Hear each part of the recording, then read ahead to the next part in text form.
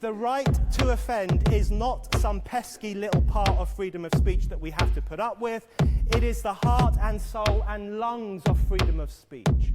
It is the coursing lifeblood of human progress. It is the instigator of liberty and modernity and science and understanding. What a laughing stock today's student leaders are, that they can so casually dismiss the right to be offensive without realizing that their lovely, enlightened lives are the gift of individuals who gave offense. Offensiveness is not just something we have to begrudgingly accept. Offensiveness is the motor of human progress. Now broadcasting from the Right to Offend Media Studios in sunny South Florida, bringing you the latest in politics, current events, art, and pop culture. This is the Whitfield Report Live with Sam Whitfield. But giving offense is good. In fact, it's essential.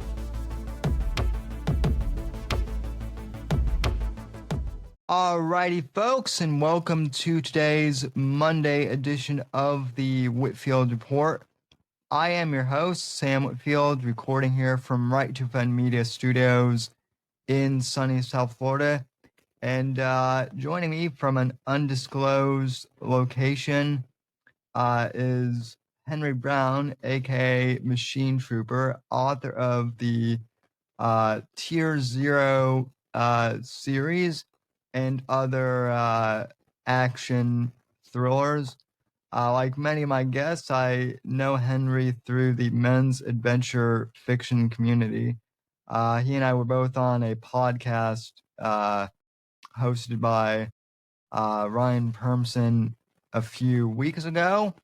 And, we've chatted a bit and hit it off. And he has a pretty extensive body of work, so I just figured I would invite him on. He writes great stuff. Tier Zero is awesome, and I just wanted to have him on. So, Henry, thanks for joining us. How are you today? I'm good, a little sleep deprived, but otherwise good, and I appreciate you having me on, Sam.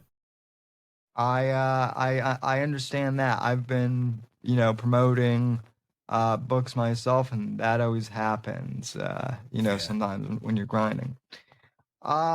So first off, sir, I guess just kind of what is your background in general, and what motivated you to get into writing in the first place? Well, I guess I've always been a creative person, even into my childhood. Some of that was because I was raised in situations where I had to entertain myself for long periods of time, and I did have an active imagination. But I started out drawing, not writing. I wanted to eventually make comic books. As time went on, I heard more and more adults telling me that if you want to be, a serious creative, that, prose is the way to go, novels. And I did start, I found writing as more of a challenge at first. And I started transitioning, and eventually I stopped drawing altogether and kept writing. And most of the stuff I've written has never been published and never will be published. But my debut novel is Hell and Gone right there. That's the first one in the Retread series. I actually wrote it, and I had pretty much a polished draft 10 years, well, no, more like 8 years before it was finally published. And from there, I made, every possible mistake you can make getting into the book biz at that time. I made it. So I didn't, when I started, I had just found out about, ebooks and print on demand, the way the industry was being revolutionized. And it was I caught it at the tail end of the Wild West days of self-publishing, indie publishing.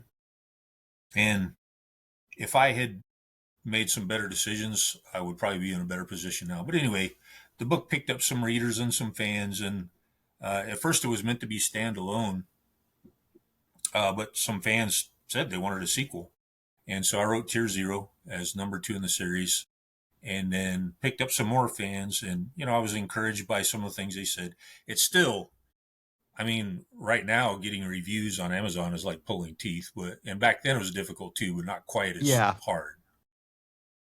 And so I got some good reviews on that, and they wanted more, and so I transitioned it from retro men's adventure to kind of a not post-apocalyptic, but SHTF uh, genre with the same characters, and that was False Flag.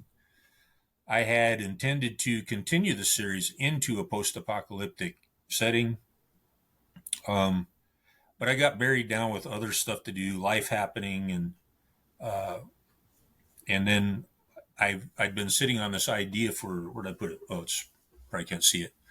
I've been sitting on this idea for a sci-fi mega magnum opus for a long time, and it finally got overpowering to the point where I had to work on that. Got interrupted several times, but anyway, finally finished it.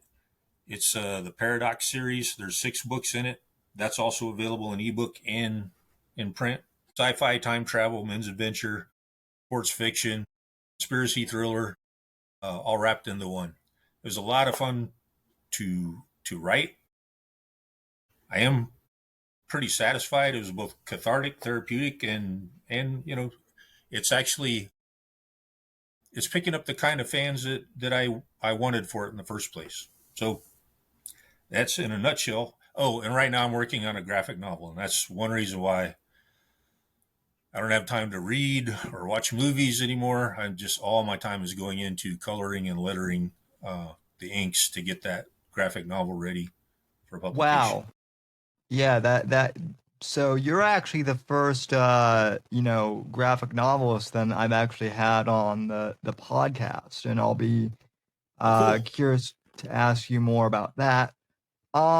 So, like me then, it seems like you write in various um genres then. And I certainly understand the need to, to kind of bounce back and forth between genres. Like you, I kind of have like a military slash spy thriller series and universe, but then I also have my crime fiction universe, which I initially intended to uh publish Shadows of Deception and have that kind of be my main series.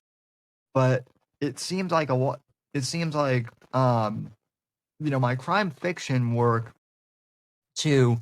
Both works I think are good, but they both have like separate audiences too. And I only bring that up because I'm I like both of your series. I'm curious to know uh with authors who have multiple series who write across different genres. Do you tend to get more feedback on one series versus another?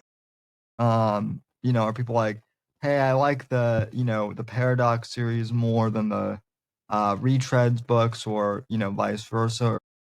What have you noticed with that? Well, 2 things that might sound contradictory. First of all, I've got a lot more fans and a lot more reviews. A lot more people have commented on the Retread series, which might be because it's been around longer, and because the the algorithms hadn't been as bad for non-communist indie authors Yeah, back when I published them. But however, Hans G. Schantz, who wrote the his book was The Hidden Truth. So I think the whole series is called The Hidden Truth.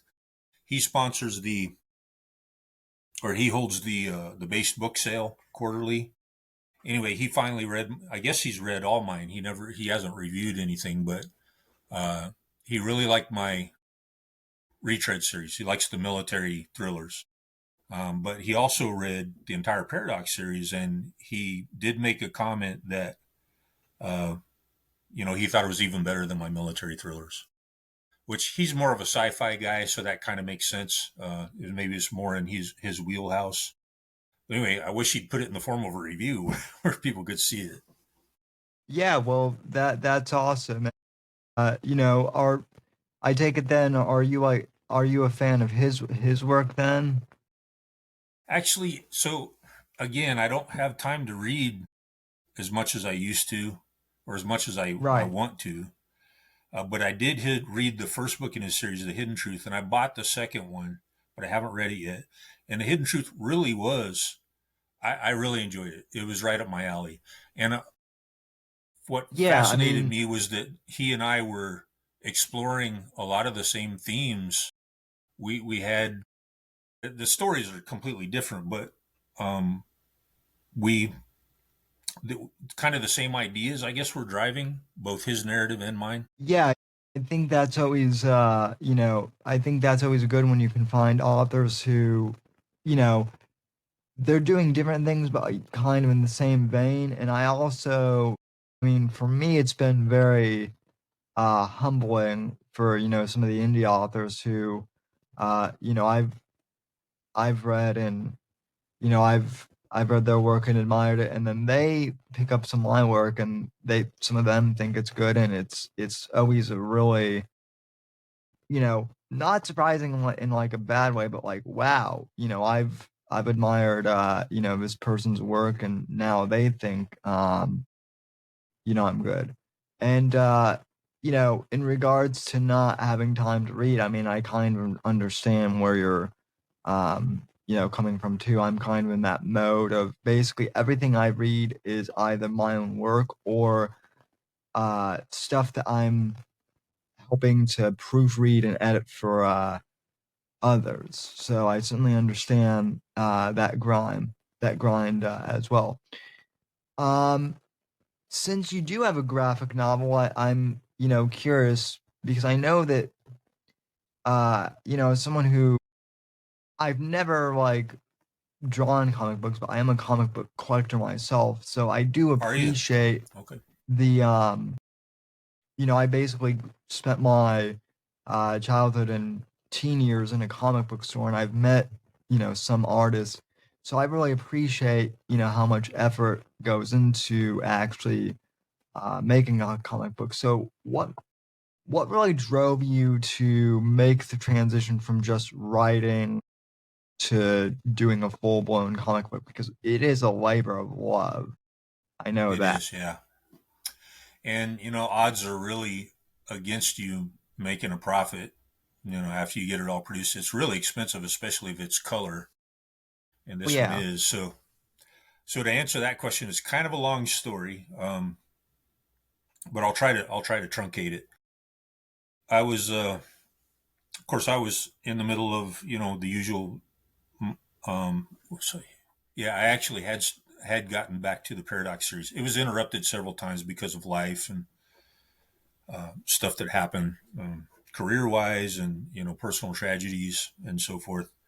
Other projects, but I was working mostly on that, and the social media. I had quit my uh, Facebook and Twitter accounts back in like 2013, sort of. So, and I just quit them cold turkey and hadn't reactivated Twitter yet, or my Twitter account. So my social media was between Gab and MeWe.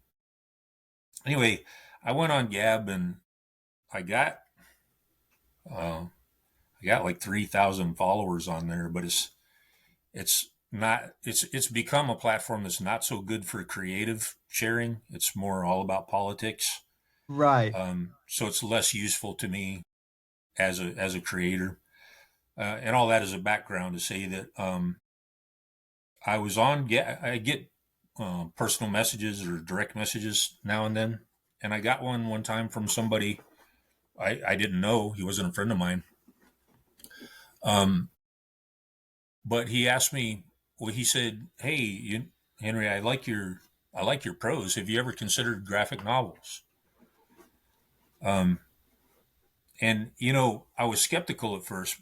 This is the whole something like this, something similar to this, is the whole reason I'm on social media in the first place, is to have something like this happen. But I was like, "What is he talking about? He must be trying to sell me something." That was my initial take on it. Right.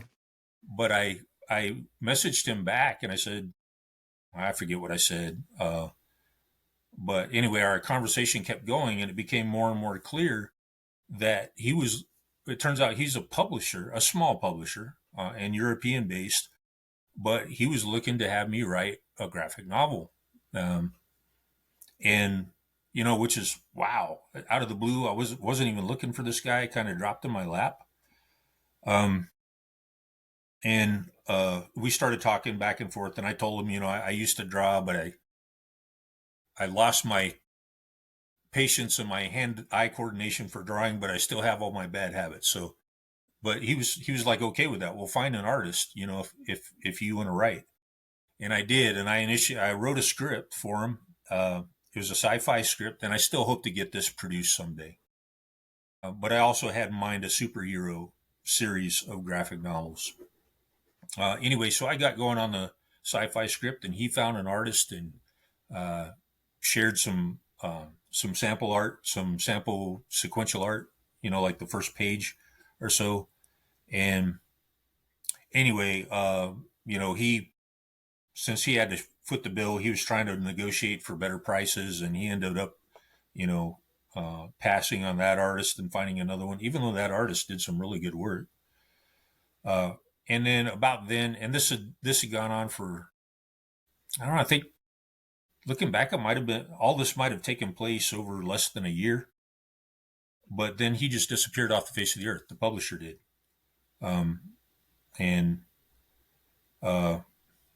To try to make the long story short, even though that fell through for whatever reason, the bug had bit me.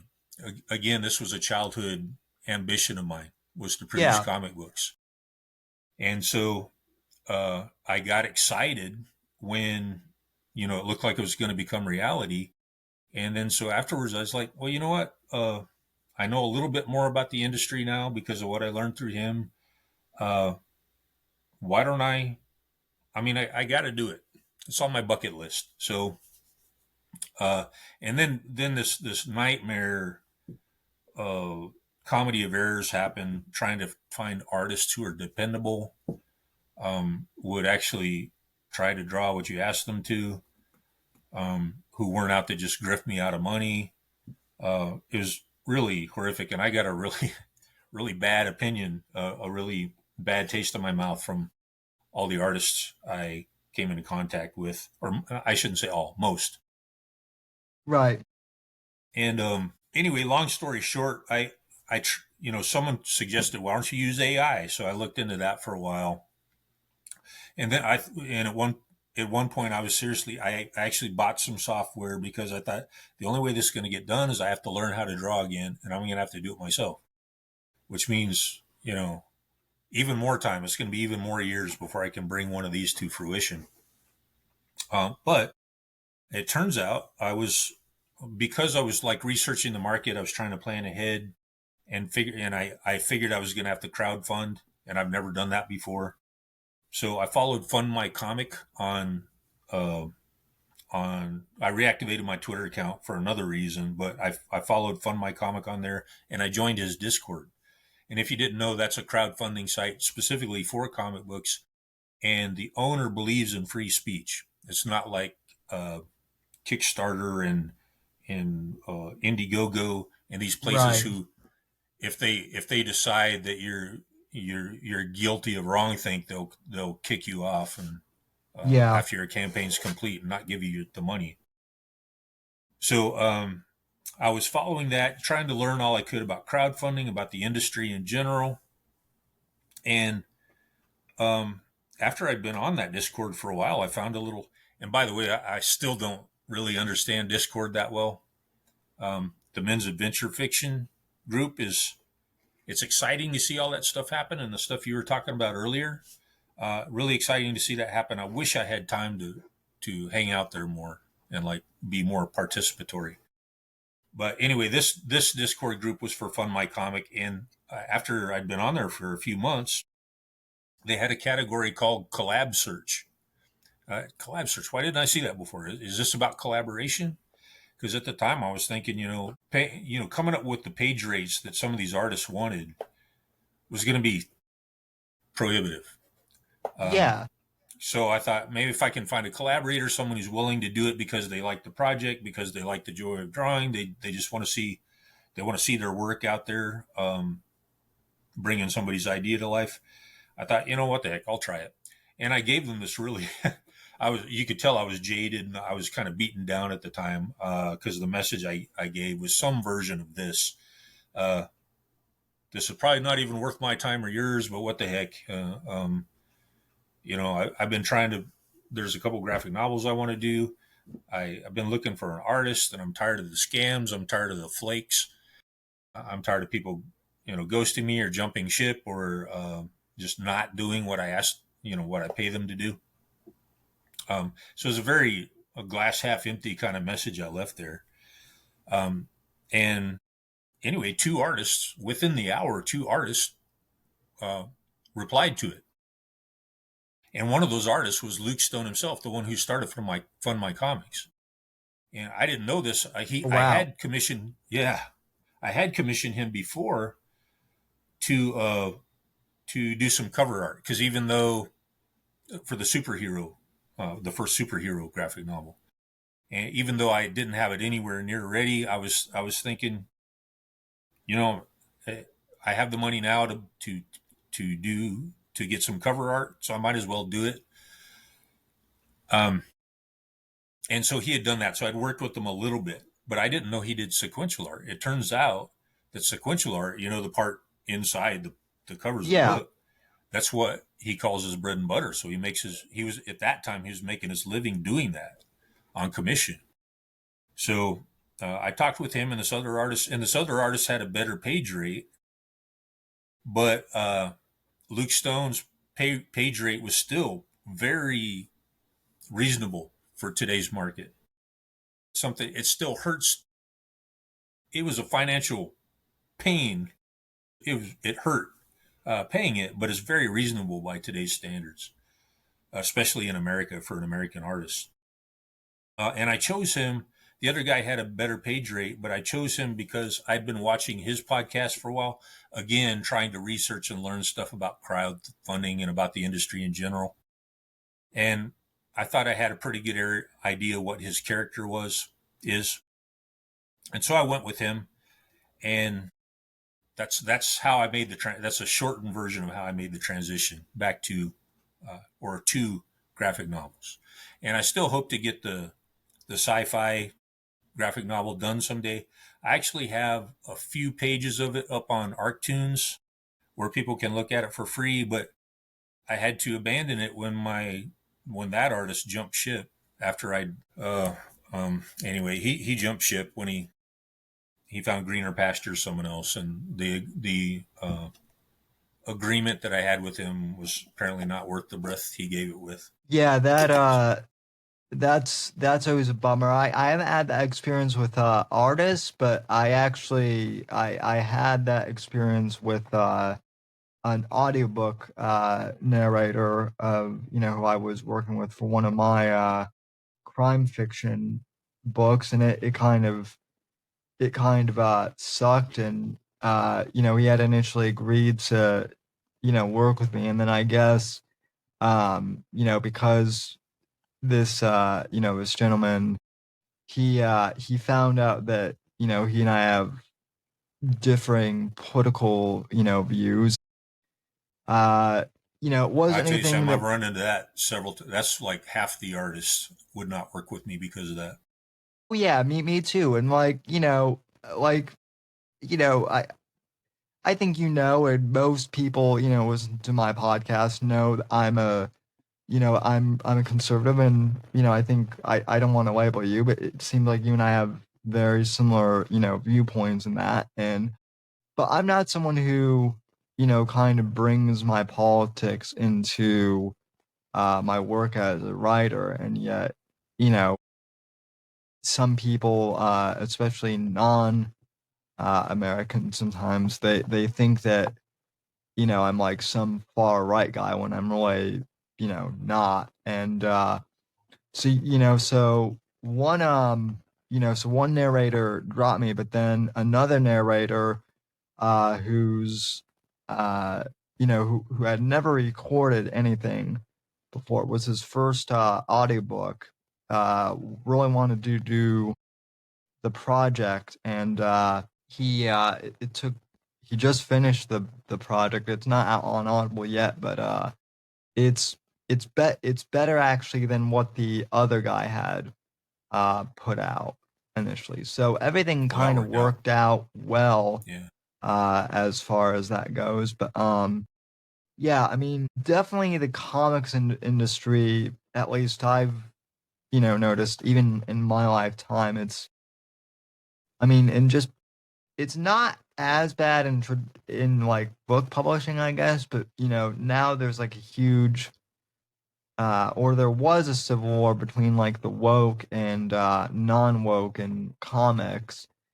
And you know, I I'm I'm glad to see that there are indie comic companies out there, but I wish there were more, because I think you know like producing a comic book can be very expensive, and you're not Yes. like if you're not Marvel or DC, who can do all that stuff in house, or even like a moderately sized comic book company, it's going to be like way harder to produce things. So Well, not only that, but they can, and this is a problem a lot of readers have who are still stuck on the old system, and where the big two dominated, Marvel and DC dominated everything in the American comics business, is that they're owned by big mega conglomerates who can buy yeah, stuff in bulk and order stuff in bulk, and they can get a cheaper counter price or cheaper shelf price than any indie can. So that's something else. It's another thing that puts the odds against indie creators getting any traction, is because the cost is so much more expensive for us. And although, at least in my case, I believe my quality is going to be so much better than anything Marvel or DC are putting out currently, the yeah, there's people who are going to look at the price and look at my name and say, I don't know him. He's not in comics. Uh, and it's going to be a harder decision for them to go ahead and hit that buy button or back button.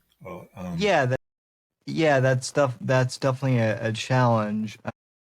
I think even like in just book publishing, I don't think people understand that uh even though my paperbacks are 12 or something, we only get like a fraction of what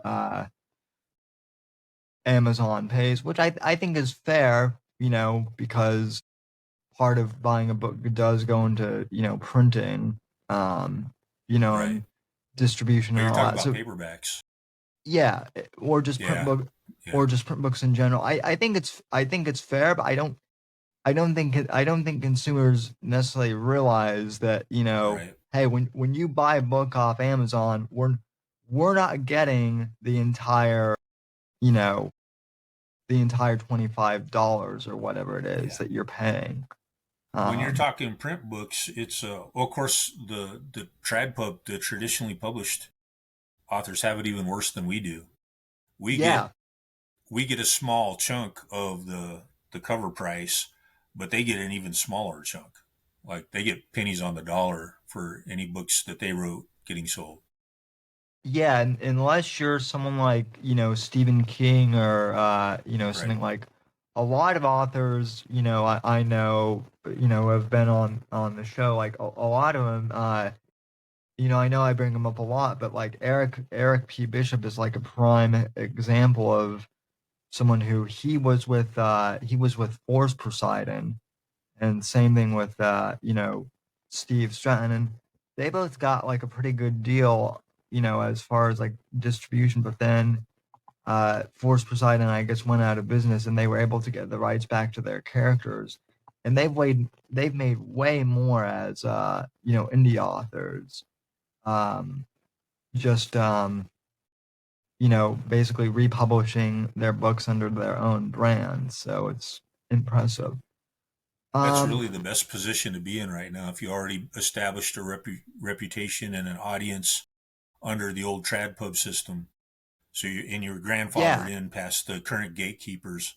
Now you've got a following, and you can go to indie, and all the advantages are in indie now because the trad pub's not going to market for you anymore. So it why not? it's it's not even that.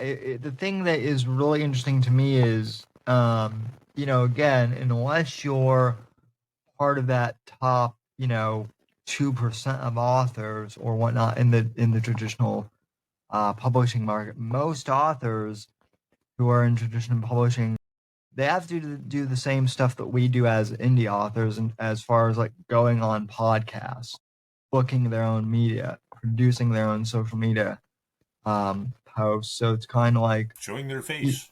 yeah, at that point, why? At that point, it's like, okay, well, why bother? Even trying to do traditional, finding an agent or doing, traditional publishing. So, um, well, I am curious too. I know I've kind of gone a little bit out of order, but I am curious. Who were your biggest influences as far as writing in both, I guess, books and comic books? And then, since you are into comic book art too, I've never been able to ask another, guest this, but like, who are your favorite artists and kind of your favorite comic book styles as well that have influenced you? I'm better than I used to be, but I never really paid attention. I don't know why this is, but I never really paid attention to the artists and writers' names of stuff that I liked when I was really young. I'm better now, and I read such a variety of different stuff when I was a kid, and I know, excuse me, a lot of it influenced me. Lynn Levinson, who I talked about last time, he's Yeah, definitely an influence. I catch myself kind of saying, may, well, I think it's because his characters are kind of fatalistic, and I am fairly fatalistic as well, which is, but I'm sure he influenced me. Some of the works of course, and I've read Louis L'Amour, and I like his work. Although it does tend to be formulaic. I don't think, I don't know how much he influenced me. If my father had written, that would have been a big influence for him for sure. Edgar Rice Burroughs, um, oh, um, dang it, guy that wrote Perry Mason, Earl Stanley Gardner. The classic pulp authors, of course, Robert E. Howard being, that's my favorite fantasy. I maybe I shouldn't say this, but I never really got into Tolkien the way a lot of people today have. yeah, For me, I was always more of a Howard guy, um, and not just Conan, but I mean, obviously Conan's at the top of my list. But yeah. I liked some of his Sailor Steve. Did he write the Sailor Steve Costigan stories? He wrote some Uh, boxing fiction. yeah, I think so. Okay, yeah, I'm not sure if that was him or someone else, but I enjoyed those. Always been an action adventure guy, and that was more available when I was a kid than it is now for sure. You could actually still find some reprints, and some people were still publishing newer stuff. Uh, when I was a kid, but that got cut off.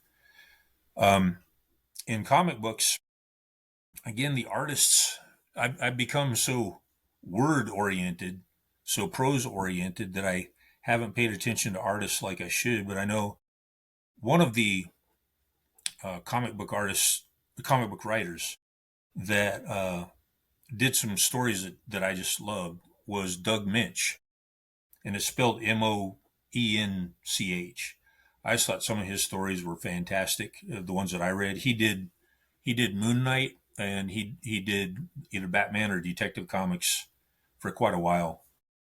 Yeah, It turns out and this was back in the day before they started throwing their leftist dogma, cramming it in everybody's noses.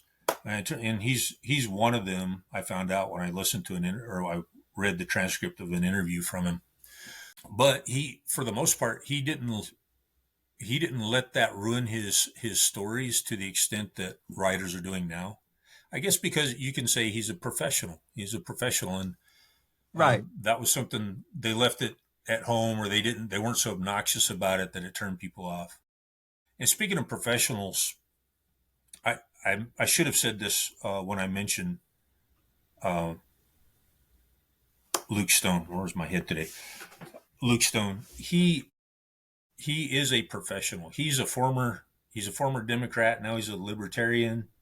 But I asked him, right up the front. I said, "Hey, I'm a right winger, and I'm not preaching at anybody with this story, but I am going to make some observations, or the story is going to make some observations Yeah.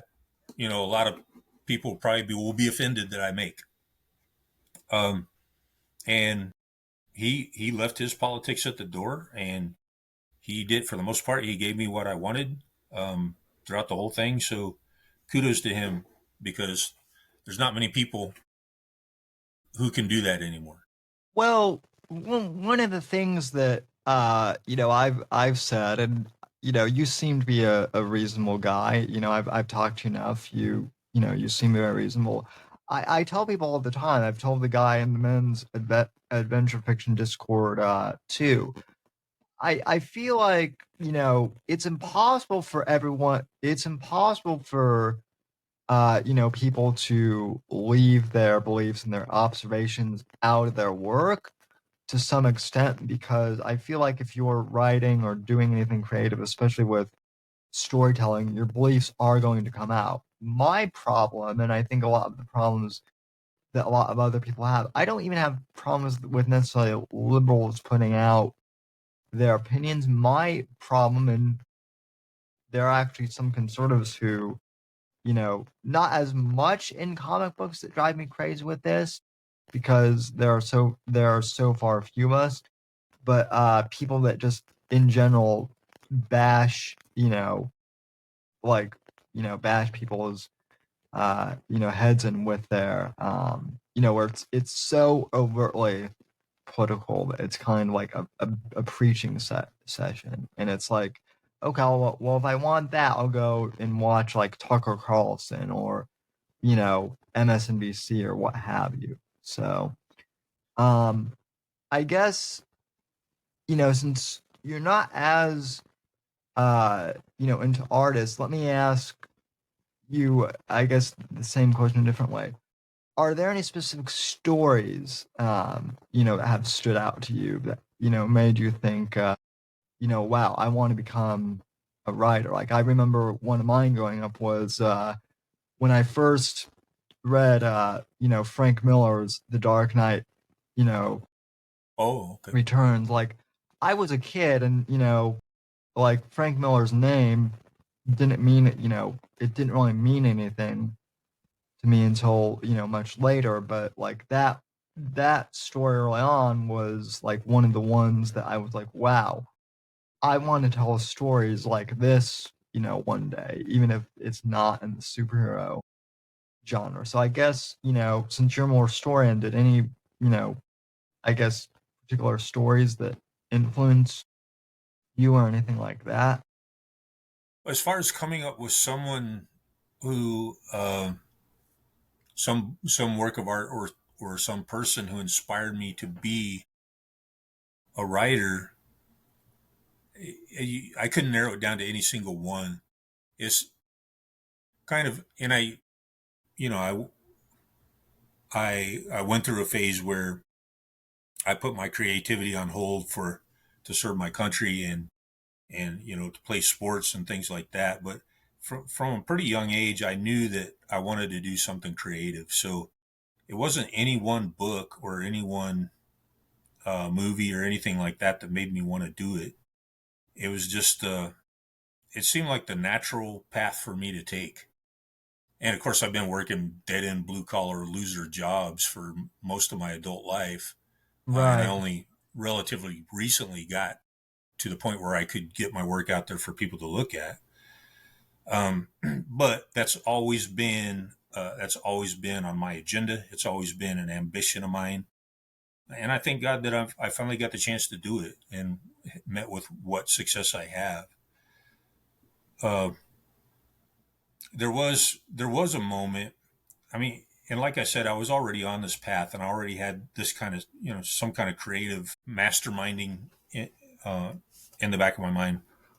But I do remember I was watching it was, if I watched it now, I probably couldn't tolerate it because it was such low production values and anything. But I was watching a biopic about Bruce Lee when I was pretty young. I was 14, maybe. Um, and they got to the point in his life story where he was making his own movies, and they showed him. This is silly, but the way my brain works, sometimes it is silly. They had this scene where he was sitting down at a coffee table with some notebook paper and a ballpoint pen, uh, writing the script for his next show, and I just remember thinking, man, that's really cool. That's Yeah, I that's cool, and I want yeah. to do that. I don't think that's silly at all. I think, creative people, I certainly have that. I think our brains kind of work.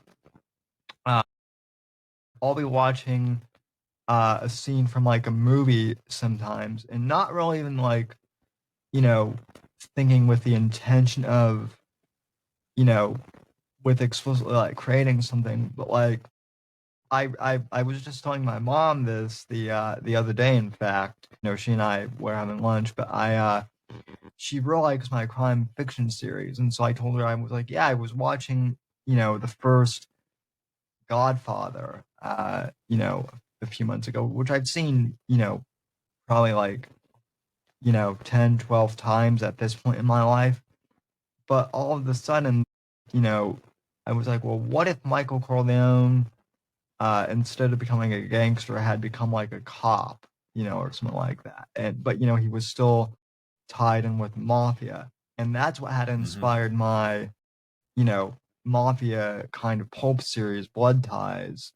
Obviously it's my own creation, but just like that random, fleeting thought that I had was what kind of sparked, my idea for that. And I think just kind of like random moments like that, at least for us as creatives, I think that's kind of why creative people are, um, a bit different. And I think the other thing too that I particularly like about you is there's kind of this whole stereotype that drives me crazy that like all creative types are like these liberal, you know, I guess hipster types who, they live in, apartments in Greenwich Village, and they starve for their art and whatnot. Whereas like I really appreciate someone like, you, or even someone like, Stan Lee, Marvel Comics, who, served in the military, who worked, blue collar jobs, and who, actually, went out there and did work, and, had to, work to pay, the bills, and also, write creatively. I think, people think that the starving artist type is the only one out there. I definitely think that, blue collar Bohemian. creatives, or, just like working creatives, don't get as much, it's not as romantic, I guess, but, they do exist out there. So, Right. Well, and we've certainly got experiences to drive or to motivate our muse. yeah, Um, and what you're talking about, it's really the double standard we have now. Um, you know, and you'll hear this from fellow people, who are right of center. That, and by the way, when I say I'm a right winger, I mean I'm using the left right political spectrum, the original one, not the way it's been taught to us by our right. leftist teachers. So I'm more between a libertarian and an anarchist, I guess is what you'd say. Uh, and so when people of this persuasion ran the publishing industry, it was like they did not gatekeep for ideology. So, but the other side does. And when they got power, I mean, they've proven it. And then ever since they achieved power in all the creative industries, they've been, securing their ironclad control more and more as time goes on. And readers and people who watch movies and all that, they've been getting, and the propaganda started out subtle. Um, the old movie directors and the authors and stuff used to slip in their ideology more subtly and more craftily than they do now, for sure. But readers who have been, for the last 30, 40 years, they've been reading this leftist agitprop. Um, and they consider that, because of the Overton window and all that stuff, they consider that center or neutral or Right. something. And then uh, someone like me comes along and pushes back from the other side, and the reaction is like, "Oh, that's beyond the pale. You should not do that." Well, you've been reading these other guys who've been doing it to you all your life. Why is it Yeah. okay for them to spread their ideology any and everywhere as hard as they can, but we have to keep a political vacuum on our side? We're not allowed to present an opposing argument. Um, and so that double standard, it's really nauseating. Um, and frankly, which goes back to me trying to collaborate with an artist. Some people, I guess, you would consider them neutral or middle of the road or whatever, but that attitude was in them too, and they didn't want to work with me because well, I don't want to make waves or whatever they certainly didn't phrase it that way, but I think that was what one of the motivations was. They didn't want to make themselves a target for canceling, uh, or they think the answer to the problems in the world is to stick your head in the sand and hope that things get better miraculously, I guess. Yeah. I mean, there definitely is that, as far as, like, I guess you could say, the corporate conglomerate media, but I do feel like, uh, there is more of a pushback against all that. And I think, especially like in indie publishing, I think, you know, and I think that's really a really good thing, especially with, like, younger guys, like myself, and even, younger guys than myself, like, Jake Widmer, for example, is like, I just want to tell good stories. Like, I wasn't I wasn't like really that political, but the corporations are like telling me that, like, my views are like far right, and they're not. And so I think, just, the great thing about the indie press, and like even indie comic books, yeah, it may be more labor intensive, but I think people just crave, you know, good storytelling. And I mean, I think one of the things that is like most evident about that now is, yeah, the corporations might have more money than a lot of us indie people, but by the time people hear this interview, I think it will be like, close to like 2 weeks. But Disney just released the Snow White movie, and Oh, that right, yeah. basically, uh, you know, nobody went and saw it. Like, it's I think like The Room, which is, famously, like, that was famously an intentionally bad movie. It's got a higher rating than Snow White does. So I Yeah. think, like, yeah, I think, like, I think a lot of these corporations, maybe not all of them, but some of them are definitely starting to jettison, some of their political, stuff, or they're starting to, get rid of some of these politically motivated writers, because the heads are starting to realize, hey, this is killing our business. It might not be as fast as you or I would want it, but I definitely think there is starting to be a pushback. And I mean, like you said, I think now is really a good time to be in independent, press, because, you know, we're kind of the new creatives taking over everything, which I think is Mm. good. On a couple of the points you made. Well, first of all, I I make no bones about it. I am a right winger, but it's not Yeah, like I'm like you. I want a good story, and I want to tell a good story, and that's the focus. If I'm not telling a good story, then I'm failing as a creative. So not all, you know, I do in some of my fiction. I make observations, and I depict things the way I've seen them. And some of it you wouldn't even know uh, because it is kind of it's neutral, and politics or political ideology is not relevant to the story I'm telling, so you don't see it there. right. And I do think there is a pushback now, and well, I don't know how many other there were. There darn sure not many, but I was trying to revive the glory days of men's adventure fiction before it was cool. But now it looks like it's getting cool. There's more and more people on that Discord all the time. There's so many comments and so much back and forth I can't even keep up with it. And I think a lot of the people, and it's good to see a lot of them just want to tell a good story. And that's a positive thing. I have Yeah, and most of the stuff I grew up with, the literature I grew up with, it was either leaning to the left or it was apolitical, and nothing like that really came up.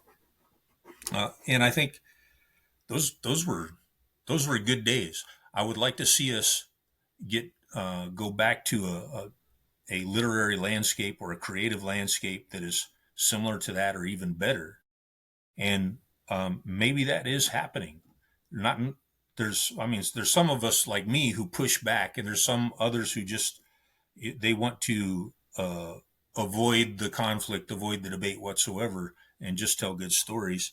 And I think there's a place for all of that, and I'm really excited to see it happening. And I hope it maintains the momentum it seems to have right now. yeah, as do I. And I mean, I think the other thing is like with, you know, with some of the, corporate media going the way it has, you mentioned, the old stories that you, grew up with. Like, I think there's also a lot of us who are kind of discovering that old media because there are a lot of passionate archivists. So, like, the Mac Bullen, series, for example, that, that started way back during the Vietnam, Yeah, war era. A lot of people, I guess, just in general, don't know that was what inspired the Punisher initially. But now, people are kind of absolutely. rediscovering It that, was a and ripoff, big time. Yeah, yeah. So they still haven't made like I guess they've passed the rights around, for the Mac Bullen series, to be produced by I different heard something studios. about that recently. But what do you know? I'm interested to know what the deal is with that.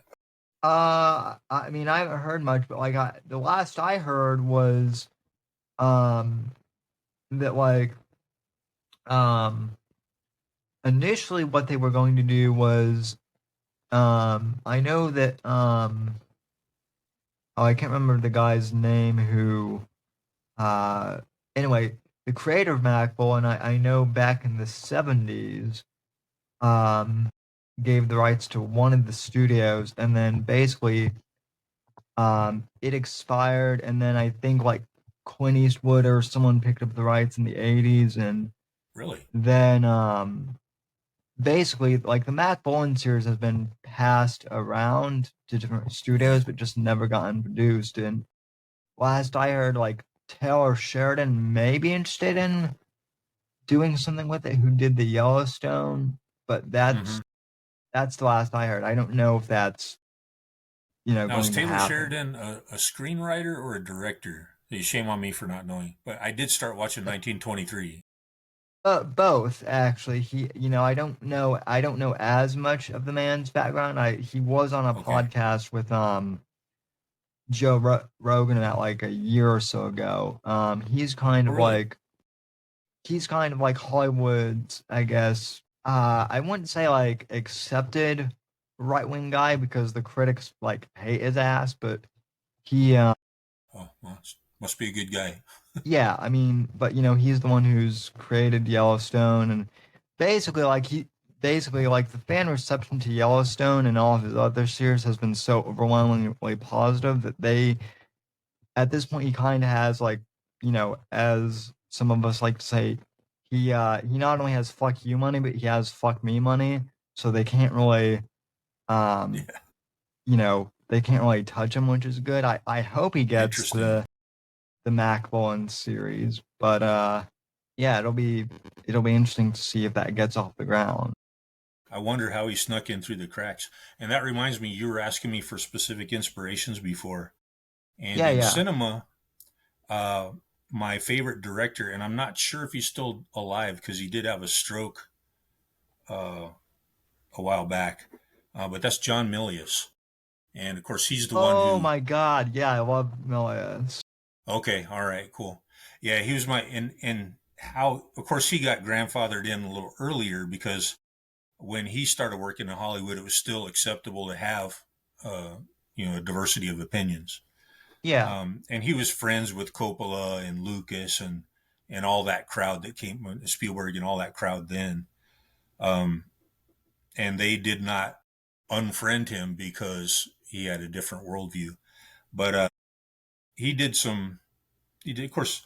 Uh, I don't think Red Dawn was a cinematic masterpiece, but I was happy as hell that he did it. But Hollywood never forgave him for making that movie. And with how toxic it is now, I wonder if this guy Taylor Sheridan, if he's another Milius, it's first of all, it's really impressive that he got to where he can do this. How yeah, he got to the point he's at now would be a fascinating story unto itself. And I hope he. I don't know. I don't know. I've only watched one season. They've only got one and part of a season of 1923, and that's all I know about his work. So I shouldn't even make any assumptions about him now. But no, he does. I'm sorry. Go ahead. I'll send you the link to the podcast and some other stuff that I've found on him, and in regards to John Milius, I am glad that you brought him up because Milius is someone who I would say is also an influence on my work, but because nobody really knows who he is, he's not someone who I think off the top of my head always when people bring him up. And you're right. I mean, Red Dawn is not a masterpiece. Um, it's not like I wouldn't say it's like Godfather levels of epic, but compared to a lot of the stuff that's out there now, even a lot of like the mid-tier movies are, I guess, Mm-hmm. now masterpieces. RoboCop being like another All right. Yeah. one of them too. Yeah. The Any of mediocre movies from yesteryear are suddenly fantastic. Uh, Yeah. because their competition has sunken so low. Well, I remember when I was a kid. I always loved Mel Gibson's films, and this is kind of before I was. I mean, I was somewhat politically aware, but not as much. But I remember like I really started to like Mel Gibson's films, and I think it was like an adult or something was like, well, he's a racist, right? And I'm like, I didn't know that, and of course, I don't, he's not, but they were just, they didn't like him, and I'm like, Yeah, that's based on. I just like his movies, and now I've read more interviews with him. I like him as a person too. So If I understand correctly, that whole. Of course, they call everyone a racist. If you have any opinion that they disagree with, you're a racist. Um, but that's, as I remember it, that came in from he was had a drunk driving incident or something, and he let some expletives go when he was arrested, and some of them were racial epithets, and I think specifically anti-Semitic. But I mean, Yeah. who even knows if that's true? It might be just because people were so pissed at him for making the Passion of the Christ that Yeah. I maybe mean, they just made stuff up about him. I But I'm glad you think. mentioned him because that's another influence. The Road Warrior, one of my Oh, all-time yeah. favorites, and one of the biggest reasons why I really enjoy the post-apocalyptic genre is because of that movie. Yeah. That's a tough one to watch, but it's a great one. You think so? Y- Does it, is it like disturbing or something? well, I mean, I haven't seen it since I was a kid, but I remember, like, when I was like, 11, 12, I was like, man, this is really, gritty. I'm sure if I saw it now, I would be like, it's, it's not that bad, but it does kind of hold up, the post-apocalyptic thing. Your So mission, Sam, should you choose to accept it, is to watch it again and then let's talk about it. yeah, I mean, there. I will say this too. There's definitely a lot, there's definitely a lot grittier stuff out there now too. But yeah, I mean, I mean, oh, Mel Gibson. I think even like Braveheart has aged incredibly well. Mm, yeah. And The Patriot, very underrated movie. There's so much hate for The Patriot online, um, but I rewatched it recently, and I'm a lot more impressed with it now than when I first saw it. Yeah, It's really strong filmmaking. I I'm kind of surprised that like people hate the Patriot because I've literally watched that like every 4th of July since I was Oh, really? um a kid. I mean, it's a classic. Yeah. Well, the reason why they hate it, the reason, because they hate America. Anything that's Yeah. like a positive message about America is like bad thing. Yeah, well, that's starting to kind of, I think fortunately kind of, do a bit of a reversal. I think Americana is back in style, even if the corporate media doesn't want it to be. Well, You I know, hope you're right. There are some signs that may be the case. Yeah.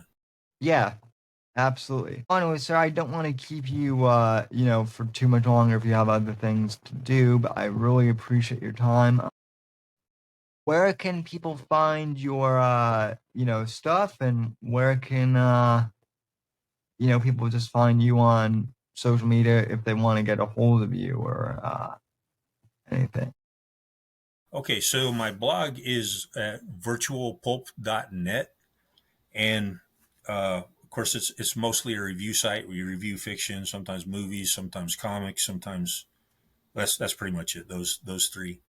Since Christmas of 23, I've had the help of the infamous reviewer Geo, who's really been uh, great at reviewing, and he's got a penchant for fantasy, so there's been a lot of reviews of that since he came on board.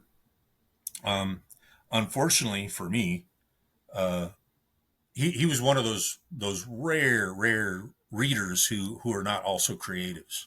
Those unicorns that we try to find so we can get them to read our books. Right. But now he's dipping his feet into. He's actually working on a project now. So he's probably not going to be able to review as much as before. Um, and by the way, he's doing a good job, especially for a first effort. It's the subject matter is not something I would normally get into, but he's building strong characters, and he's writing a story that's making me turn pages. I do set aside time to do that for him because he's helping me out with the blog. So virtualpulp.net is you can contact me through there. You can see me spewing my opinions occasionally about other creative stuff.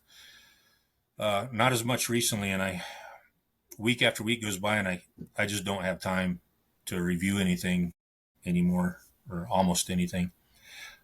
You can find my books, of course, all my books, the ebooks and Paperbacks are on Amazon. The ebooks are available in every store. And I don't just have novels. I have some shorter stuff. Like if you want a sample of some shorter fiction I did that like will give you like a full force in your face uh, example of when my politics do come through.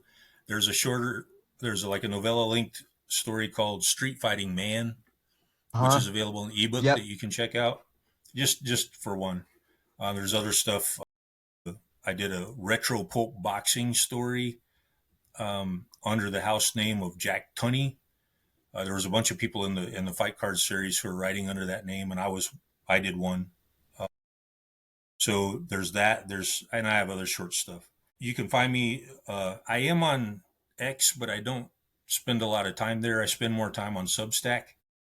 So I do have a couple Substacks. One is Henry Sneak Peeks, where I share excerpts from my prose and occasionally a panel or some imagery from the graphic novel I'm working on.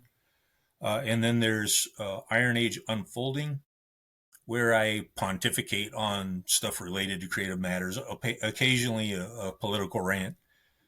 Yeah. So those two are a good place to find me.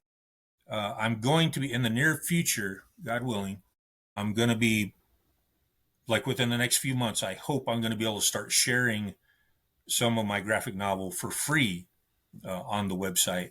I have to build a landing page and stuff like that. But right now I'm still busy trying to get enough pages ready so that I can release it consistently and not fall behind while I still have to work on more. My handle is Machine Trooper at whatever social media I'm on, whether it's Gab or X or Substack. And I don't go to MeWe anymore. And I think I do have a YouTube channel, but there's not much on it, and I don't use it regularly. So there's that. And I think that's about it. You can find me through Yeah. those places. So, well, that's awesome. I'm banned off of YouTube. This podcast is gonna go on, Spotify and all the podcast platforms, but then also on Rumble, which is where I'm active. And I am trying to get like more authors to kind of, go over there too, because I don't, I think book, I think even on YouTube, like book channels are kind of niche, and then, like Rumble in general is still starting out. So like, even though I'm not like a huge, author, you know, in general, like I guess I'm kind of like, as far as authors go, I'm a big fish in a small pond on uh, Rumble. On Rumble. And I do like going to Rumble because I don't like the thought cop, the thought policing that's done on YouTube. Yeah, well, I mean, they don't. Yeah, well, I mean, they don't like my, they don't like my, stuff either, and I haven't even said anything, about controversial. They basically banned my channel, and then they never gave me they said terms of service violations, but they never told me which terms I've been violated. It's That's you what they know do because they can't. I guess they're not bold enough to put in their user agreements that if we disagree with you ideologically, we're going to can you. yeah. So they can't cancel you because of anything you've said or done. So they'll just say you violated terms of service, and they'll never specify what it was because they believe that you have opinions that they disagree with. Yeah, but I'm doing okay without it. I still go to YouTube to watch stuff, but like as far as putting my content out there, like, would it help? Maybe, but I mean, a lot of my audience is on X and Substack anyway, so I'm doing fine without it. And it seems like you are too. You've got a good following, and I'm happy to have you on and introduce you to my audience as well. So thank you for coming on. And Really I thank you appreciate it. for that. Yeah, I really appreciate you So, letting me talk to them. oh, any time, and when you're closer to doing the, you know, to, I guess, releasing the graphic novel, once you have something, I'd love to have you on so that we can talk more about the project, you know, a little more in That depth would be as awesome, well. and I can share some art, you know, on a screen share or something, or Yeah, yeah. yeah. All right, Henry, well, I really appreciate having you on, and folks, I really appreciate having you guys tune in and listen. I'll be back for the live show Wednesday nights at 10 p.m. Eastern on Rumble, as always, and you can. I'll have links to all of Henry's, you know, socials and links where you can buy his books in the description on both the podcast and Rumble video. Appreciate you guys tuning into this episode, and we'll talk at you down the road. Take care and God bless. The right to offend is not some pesky little part of freedom of speech that we have to put up with. It is the heart and soul and lungs of freedom of speech. It is the coursing lifeblood of human progress. It is the instigator of liberty and modernity and science and understanding. What a laughing stock today's student leaders are, that they can so casually dismiss the right to be offensive without realizing that their lovely, enlightened lives are the gift of individuals who gave offense. Offensiveness is not just something we have to begrudgingly accept. Offensiveness is the motor of human progress. Thank you for watching the Whitfield Report live on the Right to Offend Media Network. Make sure to check out Sam's books on Amazon, Audible, and Kindle. You can follow Sam on X at SamW_NGC and the Right to Offend Media Network at RTO Media. Like, comment, subscribe, and share with your friends. And until next time, God bless, God save this great nation. God, freedom, legacy, in that order.